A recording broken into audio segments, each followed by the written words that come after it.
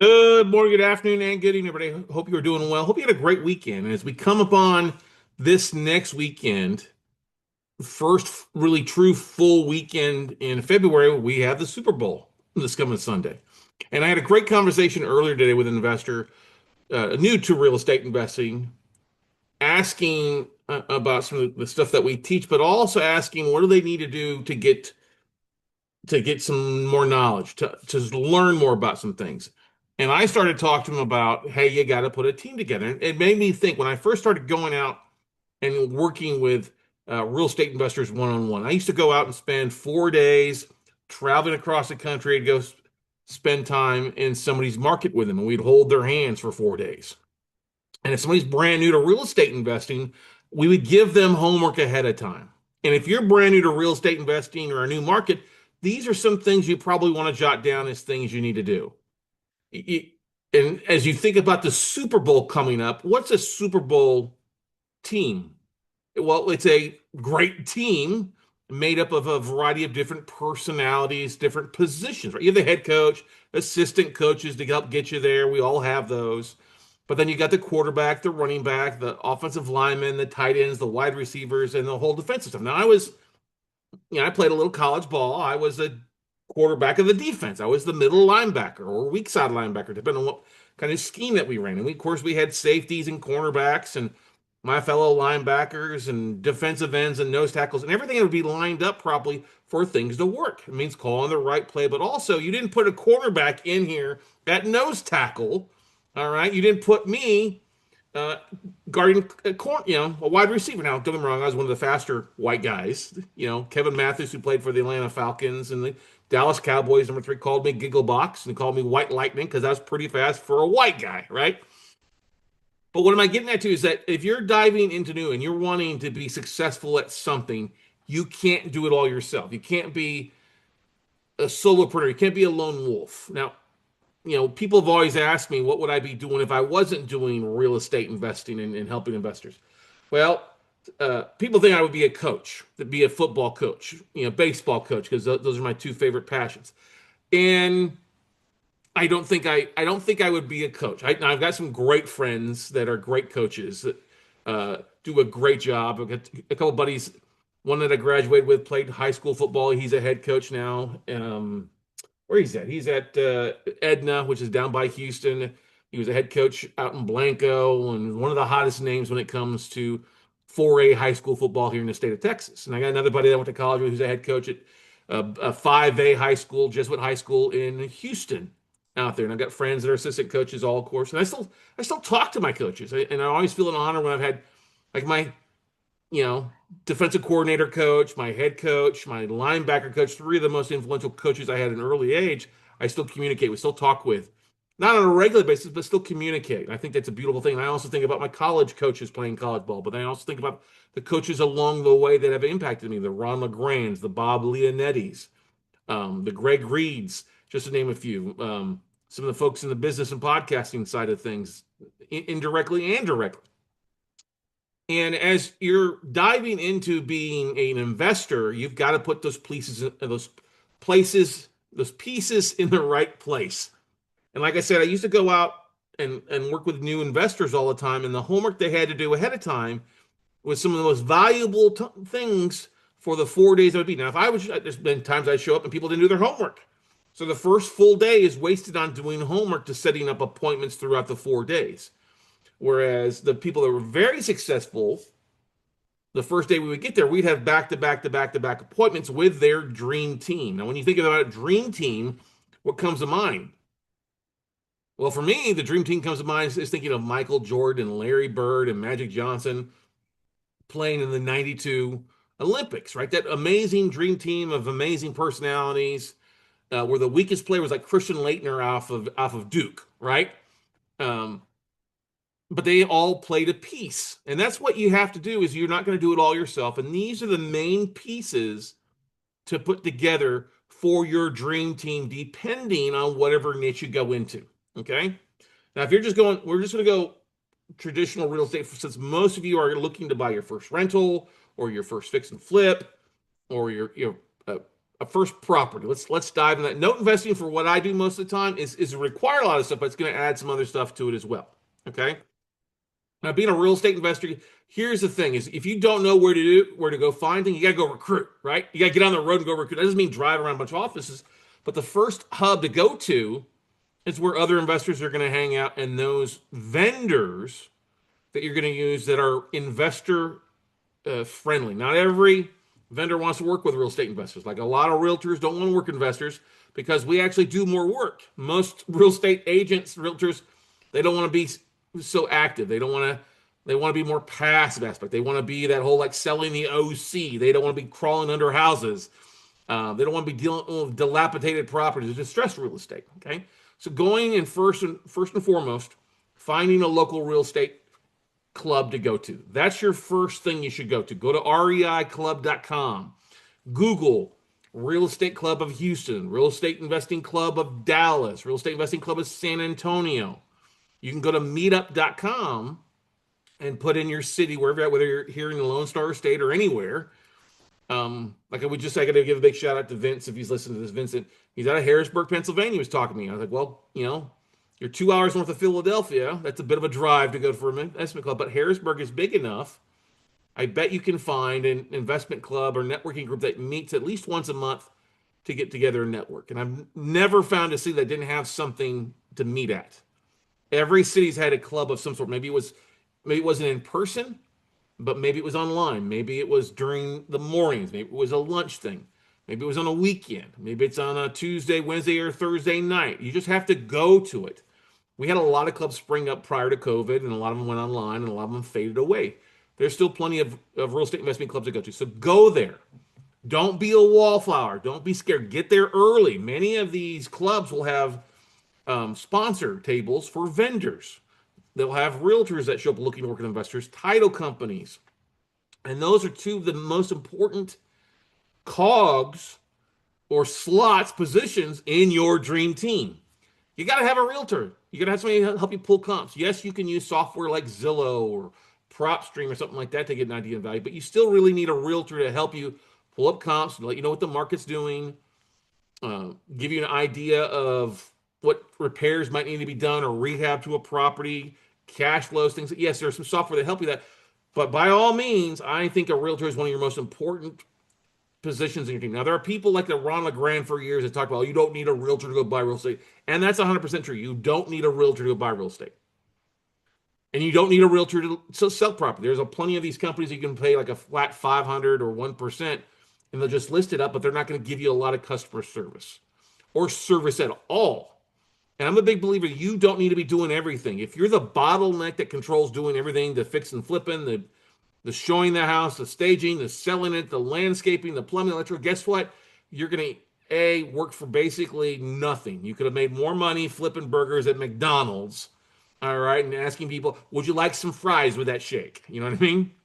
So, questions. You want to talk to a realtor, go to the local real estate club, go talk up to the president, say, hey, I'm a new real estate investor. I'm looking to talk with a couple investor-friendly realtors. Who should I talk to?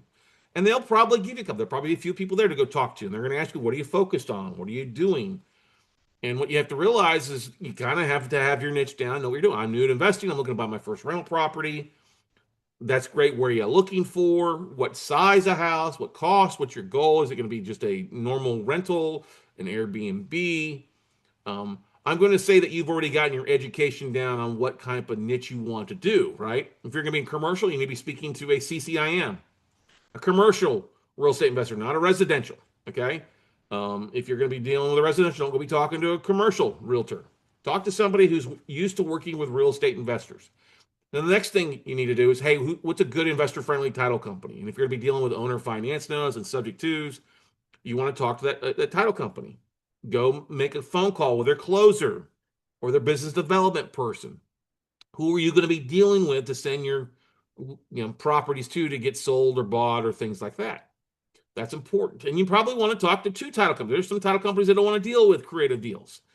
You may, if you're going to focus on like subject to deals or owner wraps, you may not deal with a title company. You might need to deal with a real estate attorney. That takes us to a third position. You need a good real estate attorney to help structure some of these things, to either do closings, to if you're going to be raising capital where they can receive private money coming in and put it in an IOLTA account and stuff like that. So you need a good realtor, investor-friendly realtor who won't give you access to MLS, but can be your access. If you work with them enough, they probably could bring you on as an admin, administrator, or an assistant, and then you have your own access, which is good. That helps you, especially if you're in one area. If you're in like me, where I'm buying in a bunch of states, we've got realtor contacts in a bunch of states. I don't want access to them unless I want them pulling that information. Okay. So realtor who's friendly, talk with them. Have they worked with investors before? Are they investors themselves? How long have they been in business? What you will find is a lot of realtors that have experience have their own niche and what they do, what they will willing to provide. Someone will ask you a question, just be honest. Yes, this is what I'm looking for. No, I'm not looking for you to write 20, 30 offers and spam a bunch of people to lowball offers. And that's not an effective strategy these days. But tell them what you're looking for, and they may not be a fit. Do you know somebody who might be a fit? You might have to go to the real estate networking club multiple months in a row to find the right person. The most important thing is start asking the other investors in your real estate club of who you're working with. I'm looking for this. Do you know somebody? Every real estate investment club usually should provide a haves and wants or needs and wants section where you get up and say, hey, I have a deal or I'm in need of this. I'm looking for an investor friendly realtor. I'm new. I'm in Georgetown, Texas. Here's what I'm looking for. And then a lot of times those introductions will have place. Now, if you can't find somebody or the real estate investment club doesn't meet at a time that's available, then go look at bni.com, Business Networkers International. Every city has them as well. They usually meet with breakfast or lunch. So if that works better for you than an evening thing, then go to that. There's going to be a professional person there, and every realtor, mortgage broker, title company, insurance. Those are all people you need to have on your team as well. So we already talked about the realtor, title company as far as closing is great, pulling title work, handling the closing. A real estate attorney is going to be valuable for closings or raising capital to have the money coming in, or making sure you're structuring a deal right, setting up entities. That's an important thing. But then we start getting into individual things like insurance. You want to talk to an insurance agent. You have to insure your properties. What can they do for rental properties, fix and flips?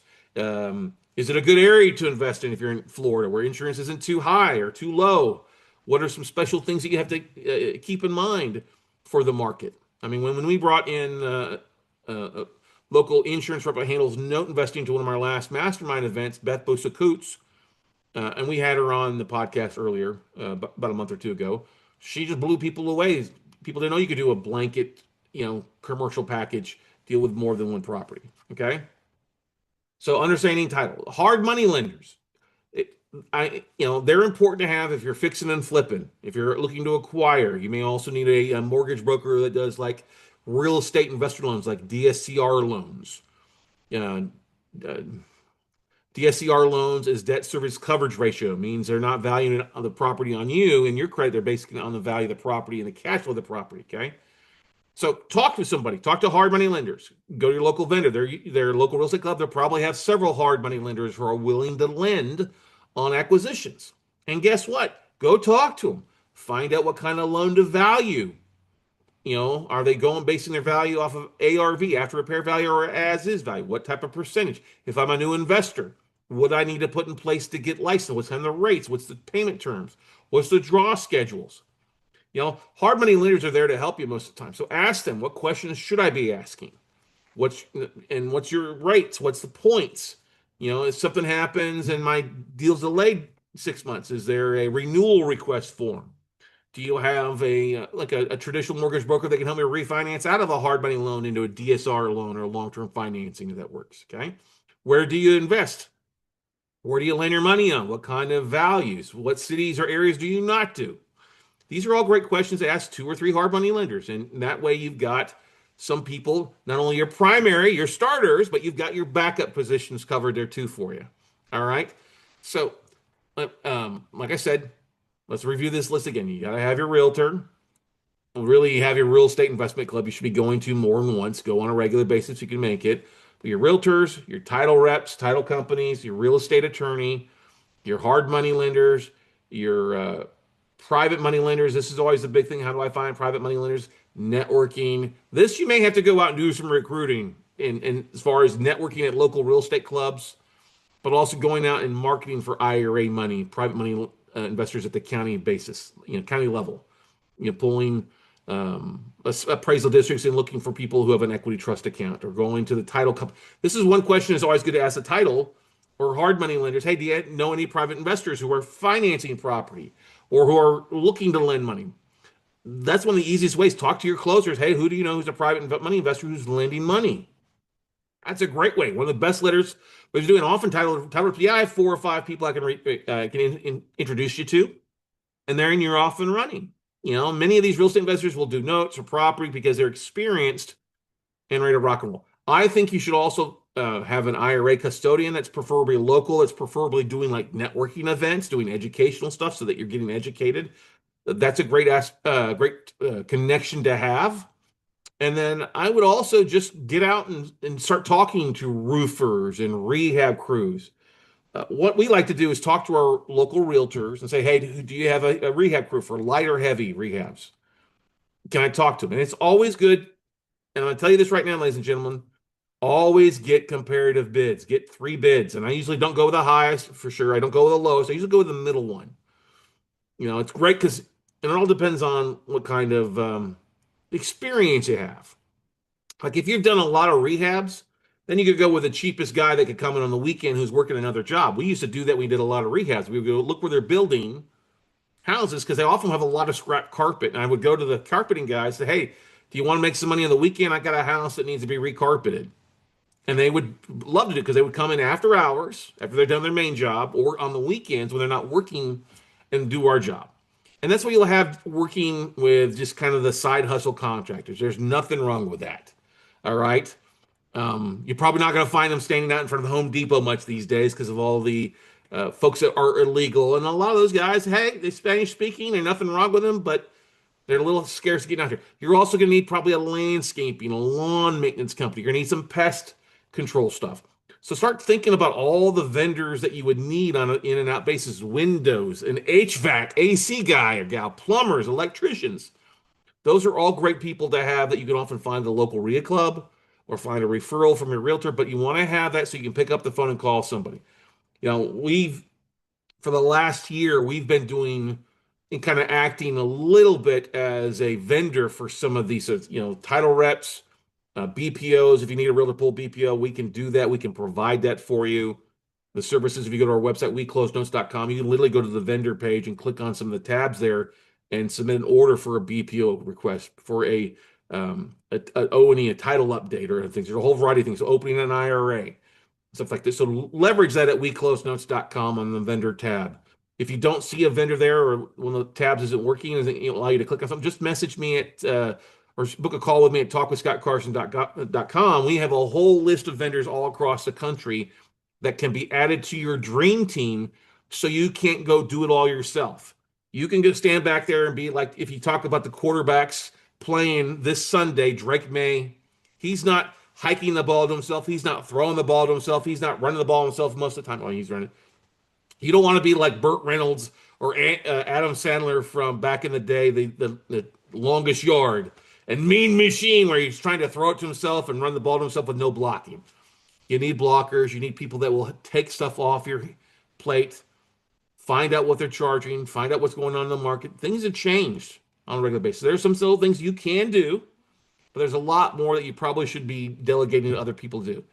And like I said, the only time I've ever made a mistake is when I haven't run the deal by my realtor, run it by a hard money lender, or pull updated comps.